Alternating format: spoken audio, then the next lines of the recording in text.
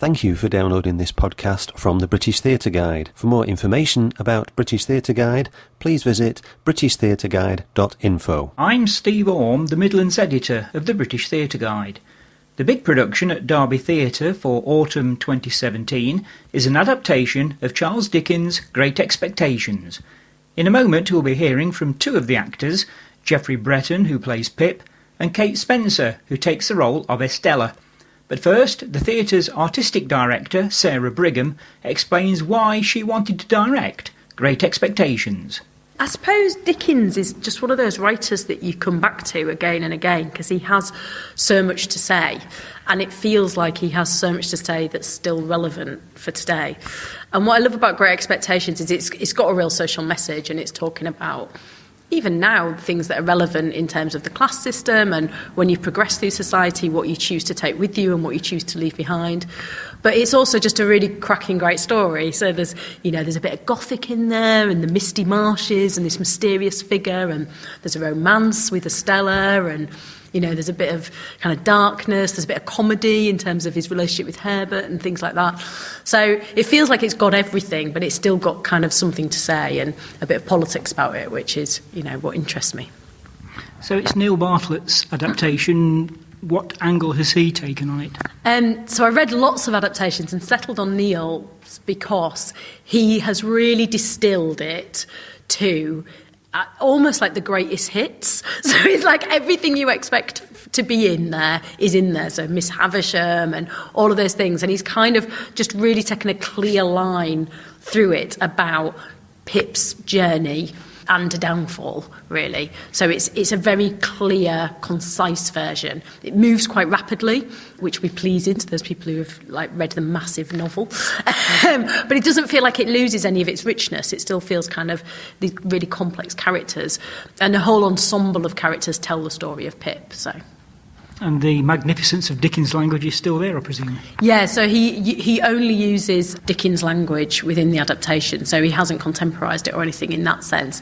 So it's only the stuff that Dickens has written, and he's just very cleverly pieced that together to tell the story. So what's your vision for the play? What characterises it? It's a real ensemble piece, so there's 9 actors on stage working incredibly hard and really telling a story, and one that I think moves you, because it is essentially a memory play. Pip is telling the story in retrospect, but you're in the moment with him. I think that's really important. And hopefully the audience kind of leave thinking about how the decisions they might have taken and how they might have reacted in that same circumstance. Now, Robert Beck, who plays Magwitch, says you've got some very exciting ideas for the production. Can you share any of those with us? Well, I guess some of the things comes from the design. So I've worked with designer Barney George again, who's someone I've worked with a couple of times before. And we had this idea that because it is a memory play, we talked a lot about this idea that it's that the story is kind of sinking and that the marshes are taking hold. So throughout the piece, there are areas in which water kind of takes hold of the story and then eventually envelops it. And also, when talking about Neil, when I met with Neil, and I said, have you got any advice on how I approach this adaptation? And his answer was just sort out the fire and sort out the water. So that's what we've done. So a company of 9, some recognisable faces in there, as well as a few new faces as well. Yeah, absolutely. So there's some people who've worked with before. I'm really delighted to welcome them back. And some actors that I've worked with before, like Jack Quarton, but who, previously I've worked with him on A Christmas Show, which is a very different deal. So to bring him into this process, which is, much more, kind of expansive, I guess, is really interesting. And then some completely new people who just kind of wowed me at audition, and I thought, we've got to bring you to Derby. People like Jeff and Kate. So that's really exciting. Geoff Breton playing Pip, what does he bring to the production? I think Jeff brings an innocence and an emotional resonance, and also he's a really intelligent actor, so you can have conversations with him about the depth of the character. So that's what I'd say. In some productions, Miss Havisham actually steals the show. Is that going to happen here? Good question. Well, we do have the brilliant Polly Lister playing Miss Havisham. So, she's fantastic, and audiences will remember her from other Derby shows in terms of Solace of the Road and Cooking with Elvis. So she is fantastic. But I think also part of the reason for choosing Polly is also an ensemble player. I think in every scene, there is a moment for every character to steal the show. I think that's how Dickens writes those characters. You've got the kind of terror of Magwitch and then the ridiculousness of Pumblechook. So it's kind of like there's moments where every single character actually has their moment, and then they kind of melt into the story and melt into Pip's imagination. So yes, I suppose, in as much as you want her to. You want, when Miss Havisham comes on, you want it to steal the show. It's like, it's a big stopping moment. But then, Polly's a brilliant actor and will not only deliver that, but also be a fantastic ensemble player too. And Kate Spencer's playing Estella. Mm-hmm. Why did you choose her? So Kate's an actor who is local, and I'd come across it in our actors ensemble, so I'd worked with her on a weekly basis, a kind of weekly class that we'd ran. And I knew when I was working with her then that she's brilliant and special. And when I offered the audition, and then she came into audition, she's a really nice girl, I should say. Estella is not a nice character, but and maybe that's why in the audition she really surprised me, because she was able to strike this sense of kind of icy beauty, but yeah, kind of beguiling as well. You kind of really want, like Pip, to win her kind of admiration and her token. And again, is another brilliant ensemble player who's, great in the room, has thoughts about the character and how it can be, and can be in conversation with you. And as a director, that's what you want from actors. You want to be in conversation and dialogue, because you don't have all the answers. And some of the actors are playing more than one role. Yeah, indeed. So, Dickens gives us this massive, expansive cast and array of characters. And what Neil has done is distill that down to these 9 actors who are going to find, who are going to play different characters. So and it happens in a heartbeat. So someone is, in one moment, Herbert Pocket, this lovable, affable chap. And literally a couple of seconds later is Compeyson, the big bad baddie of the piece. So, yeah, it's a challenge for the actors, definitely. Some people might say great expectations, they've seen it all before, so they might not want to come and see this. What would you say to those people? I think this is a really fresh retelling. It's not a creaky old version of a creaky old novel. I think the adaptation and the way we've designed it and the way we're approaching it with the actors it's much more filmic, rich. Yeah, I think it's quite bold and fast-moving, and hopefully we'll have some surprises in there for you as well. Geoffrey Breton, you're playing Pip. What was your reaction when you got the part? Oh, well, it's always a bit of a shock when you get a job, I think, and you kind of go, oh, okay, you want me to do that? Right, that's good, in a good way, obviously, but also it always sets me off into a slightly, well, why did they pick me? Not to sound like I'm dreadfully modest, but I don't know, I almost kind of want to know, so that it might be useful to know. Anyway, I was very pleased because I've never worked at Derby. I've done a couple of Dickens before, and I love that world, and I think he's such a brilliant writer. So, and it was, great part and all that, and I hadn't really thought about it. And I sort of just auditioned and then went, oh, okay, yeah, cool, well, I'm going to do that. So, yeah, I was really, really pleased. Was it a difficult audition at all? No, it was lovely. I saw Kay again, I hadn't seen her in a little while, and I'd never met Sarah, and she just sort of read a bunch of the scenes. And I was in the middle of doing a workshop at the Old Vic with a friend who's a writer, and which was something he's been trying to get going for ages, so it was really lovely to do that, but I was knackered, absolutely knackered, which probably helped. And I just went in and just kind of went, more about this. And I think she asked a few questions, and I remember thinking, oh, I really like the questions you were asking. I really like this director. And yeah, I left thinking, oh, yeah, that was really great. I'd quite like to do that. And then, so it wasn't hard at all. But it doesn't feel hard with Sarah.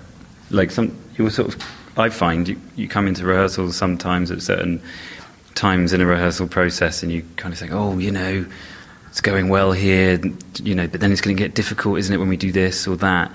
And then you sort of come in and Sarah says, oh, let's do this and let's do that and let's talk about this. And you kind of go, oh, that was really easy and we've achieved it. And which is really, really fun when it goes like that, really enjoyable.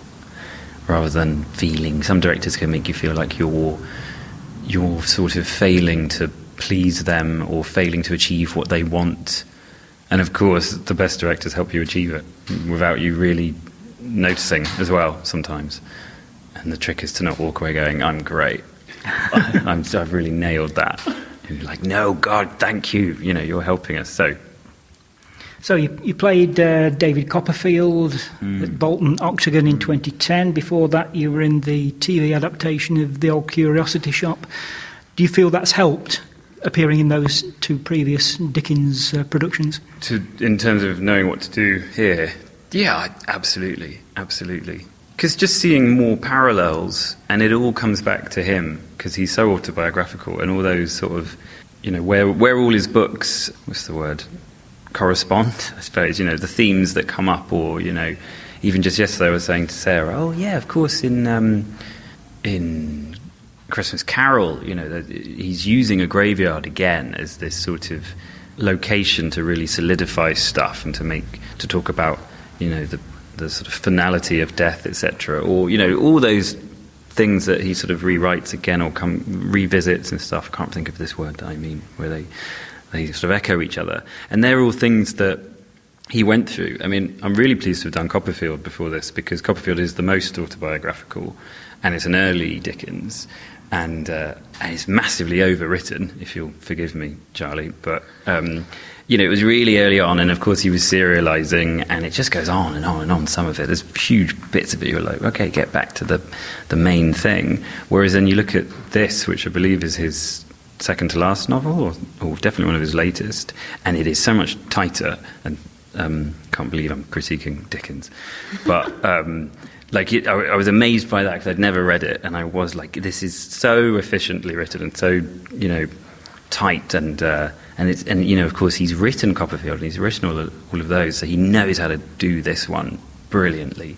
So absolutely, in answer to your question, it's been really useful to sort of go, I see what he's talking about here, or, you know, getting better at Dickens' language, you know, I mean, because he writes these, you know, in some ways it's very hard to adapt, and again, that's really impressive with Neil's adaptation, that it's so zippy at times and pacey, and I really thought that actually when I read it before auditioning, that, you know, he writes to be read, and there are these incredibly long thoughts in sentences, which certainly not how we speak now.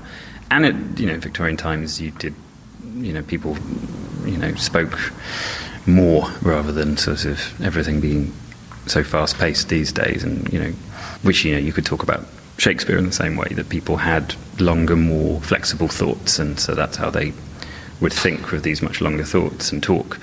So that takes a bit of technical, you know, doing as well, to sort of be able to make the script work. So I feel like that's been useful to have done a couple as well, to sort of go, oh yeah, you got to do that with this and stuff. Like the same way with Shakespeare, you know, it's got its own way of, you know, and there is a world to it. But then, as Sarah has also said, she is, you know, taking the story and what happens in the relationships and the characters, and really finding them in a very human and believable way. And I think that will massively be massively enjoyable for our audience, that it's going to be so easy to access this world and just to believe what's happening and get in there and be affected by it, and take away those themes in a modern way, I think. So in that way, I think it's going to be a really fresh sort of adaptation show. When you were in The Old Curiosity Shop, you appeared with Derek Jacobi, Zoe Wanamaker, Josie Lawrence, Toby Jones, Gina McKee. Adam Godley. He was one of the reasons I wanted to be an actor, I think, Adam Godley as well. And yeah. Jacobi. It's funny, actually, talking about that, because I had no idea any of those people were going to be in it, and it was like my second job out of drama school, and I remember going to the read-through and being early and seeing around the table were all these little name tags, and I was like, Toby Jones is going to be here, or Derek and then they all walked in, and I was just, you know, losing it quietly in the corner, And then Josie Lawrence was like, "Oh, do you live on that road? I live near that road." And she'd seen my address on something. I was like, "Yeah, Josie Lawrence, yeah." So I was very, very freaked out, and I was, not prepared for it at all. But what did I learn from them? I suppose, there was a scene in that with Toby Jones and Adam Godley. And Adam Godley I saw in The Pillow Man at the National, and he gave one of the greatest performances I've ever seen. And Toby Jones, just look at everything he's done. And I used to bug them a lot. I used to sort of say, "Come on, what's your big acting tips, Toby Jones?" And he'd sort of huff and be like, "Oh, I don't know," and then sort of disappear and make a coffee or something. But I do remember him once saying, "Oh, all right, how do you tell a story physically?" And I was like, yeah, definitely, brilliant. And went away thinking, God, what does he mean? And then I'd watch him, and especially seeing him work on film, to see a frame, a camera frame, and to see what he would do, where he would enter in the frame. Would he come from the left, and how would he physically be, and what's he doing? What's his physicality at the beginning, and what's his physicality at the ending, and what does that tell? So he was, brilliant. So of course, being around good people, it makes you raise your game. You're just observing everything. You're picking up stuff that you don't even realise you are. And Adam Godley was just so generous and adorably caring. And I had a really difficult day on that show once where I couldn't get this gag to work in the scene. And the director was sort of saying, "Oh, it's not like you did it in the read-through." And I was thinking, yeah, well, help. And then he sort of said, "Well, just do that again." And I was like, "Yeah, absolutely, sure. No idea what to do." And I sort of spoke to Adam quietly in the corner and sort of said, "What do I do with this?" And he said, just do exactly what you think you should do." And I was like, "Okay." And then suddenly he said action, and we rolled, and I did it. And then he said cut, and came over and said, "That was brilliant." And I was like, "Oh, okay." So it was obviously quite a formative job that I didn't know what I was doing. And I did learn a lot from the people. And Gina McKee I actually worked with again on a play, and she was wonderful and lovely and very generous. And again, just a wonderful actor to just watch and wonder what it is they're doing, and ask them stuff, drunk and all that. Okay, so getting back to Pip. Yes. Are you playing that in any way differently from how you did it at the audition? Absolutely. I didn't know what I was doing in the audition at all. I hardly prepped for it, which I think more and more is good to not do, and to just try whatever your first thought is and let your director wonder or work it out. It's such a lottery, you're meeting someone, you've no idea what they like, how they like it, what they're thinking, and I think you can only just have a go, no matter who you are and what level you're at, and just if they go, "Yeah, that's what I think," then you don't seem mental. You don't seem hard work. Let's work together. So I don't know really what I did. I remember trying to be just very believable, and because it's one of those very ensemblematic shows where you have bare furniture, you don't have different sets coming in and out the whole time, so all you have is people and bodies and voices and the words and the stories of the words and all that. So I tried to really look after the words and take as much out of them as possible, and he'll change, big stuff will happen from line to line, so trying to really hit those changes, I guess. I think that's always a good thing. Someone said to me once, try and give your director lots of options, lots of variation, and then they've got lots of choices to go with. But then some people don't like that. Some people like you to just deliver and that be it.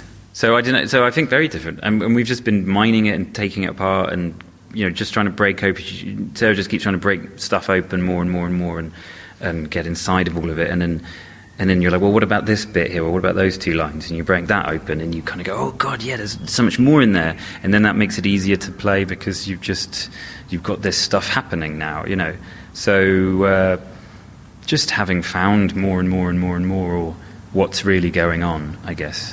And he sort of narrates to the audience what's happening. He describes what's happening whilst it's happening to him, but he's sort of reliving it. So it's been interesting trying to work out what on earth that means and how to play it and stuff. So yeah, massively different. And after Great Expectations, anything lined up? Absolutely nothing. No, what have you got? I've started to try and direct a bit as well. film as well. It's always been a big, like my other passion, I suppose, or thing that I've always wanted to do. And so just before this, I just shot 2 short films, which went really well, very tiring, but with all sorts of lovely actors I know. And we shot one in Sussex and then one in Wales. And the Wales one was a huge job, so I'm going to edit those with a lovely editor, not just by myself. And go from there on those and get those finished and try and direct another one in early 2018, so there's a few plans on that. But acting-wise, I've got nothing for the rest of the year. But, just get on with, see what's next, really. I don't know. Christmas. I love Christmas. So I'll do that. Kate Spencer, you're playing Estella, and you're no stranger to Derby Theatre, are you? No, I'm not. So I started working here about a year ago. I actually had my, on the 3rd day of rehearsals, it was my year anniversary of being at Derby Theatre. So yeah, I started working as a casual box office assistant, and then I work on cafe as well. Do a little bit of relief marketing as well to help out during busy periods, and I'm a member of the Actors Ensemble, Derby Theatre's Actors Ensemble. So yeah, Derby Theatre's almost like my second home. It's good. So what sort of things have you been doing with the Actors Ensemble? So we kind of meet weekly, and it's a group of people from different walks of life. Some of us are professional actors, have trained at drama school. Some people may have been an actor or director before and then maybe went off and had a family and kind of want to get back into it. Some people are just still in sixth form, so like 17, 18-year-olds. So we're all from different walks of life, and we just kind of get together weekly and do workshops and look at new scripts. We devise our own pieces, play lots of games, just look at different styles of theatre, like commedia dell'arte and things like that. So it's really nice because we just meet weekly and work on new things, or sometimes we'll build things up week after week towards like a mini performance within ourselves. So yeah, no, it's really great. It's really nice to work with people, different people, all together. So yeah, no, it's really great. And what's it like appearing in your first major production at the theatre? It's really nice. I remember when I first read parts of the script during the Actors Ensemble, actually, and I was like, oh, I quite like this script. And then had the audition, and I remember being. It's weird because I knew Sarah and I knew Kay, so it's kind of I feel really, really comfortable because they make you so comfortable in the audition. But also I was kind of almost more nervous because it was something I really wanted, and it was in my theatre that's not only my local theatre, but I work here as well. And then obviously everyone at the theatre knows I was auditioning for it, so I kind of felt a little bit more, oh gosh, a bit more pressure, but everyone makes you feel so comfortable, and when you're in the room, like Sarah makes you feel so comfortable, and you kind of have the initial nerves, and then when you work through the scenes, and then she's like, okay, well maybe try it this way, try that, and just kind of a little introduction almost into like how it is in rehearsals, you just get so much more comfortable. So yeah, no, it's great. And you're playing Estella, a really strong character. I am, yeah, she's very strong. And I used to say she was independent, and I think she is independent, but not from the very beginning. She's had a certain way of being brought up, and she kind of almost has to bow down to Miss Havisham at the very beginning. She just wants to please Miss Havisham, and then she grows up into this young woman, and she is very, very strong and independent, but she's so conflicted, and her relationship with Miss Havisham changes over the time, and I think what she wants changes.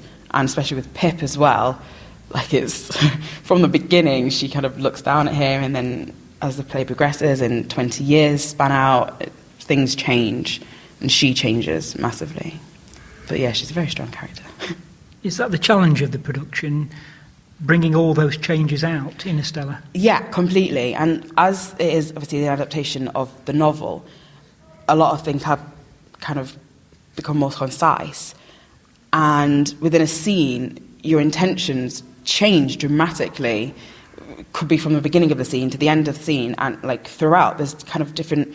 I think Jeff mentioned from line to line, things can change, and it's hard. It's hard to know what your intentions are throughout the whole play, but to keep everything truthful and yeah, no, it is quite difficult, but it's so much happens and so much change, and obviously it spans so long, and relationships change, and you kind of have to keep your objection kind of clear to yourself and hopefully the audience as well.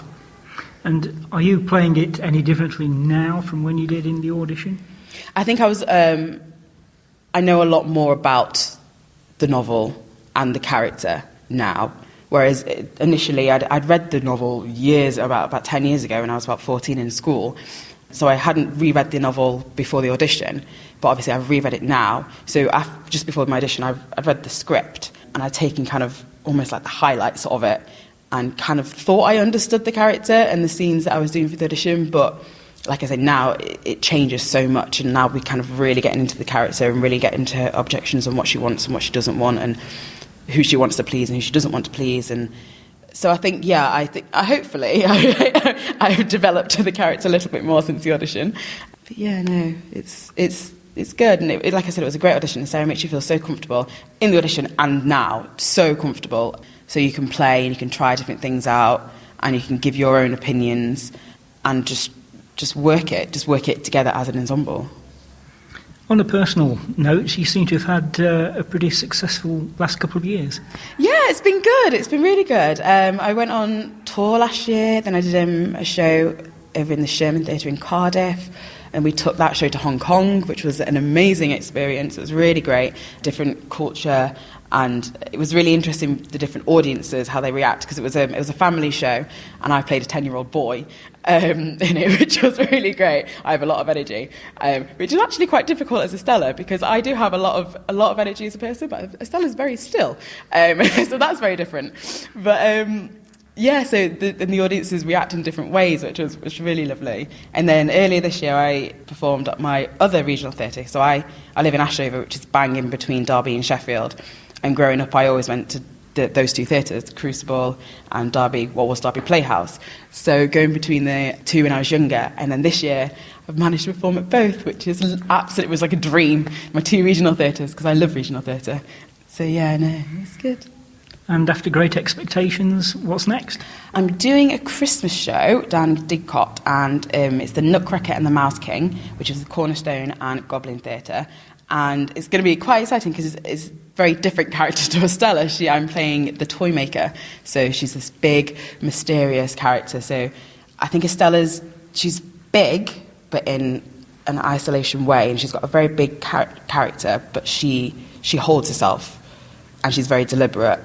Whereas I think the Toy Maker is going to be quite lavish and loud. So yeah, it's very, very different. So that's over Christmas. Great Expectations runs at Derby Theatre from Friday the 29th of September until Saturday the 21st of October. You've been listening to a podcast from British Theatre Guide. For more information, please visit britishtheatreguide.info.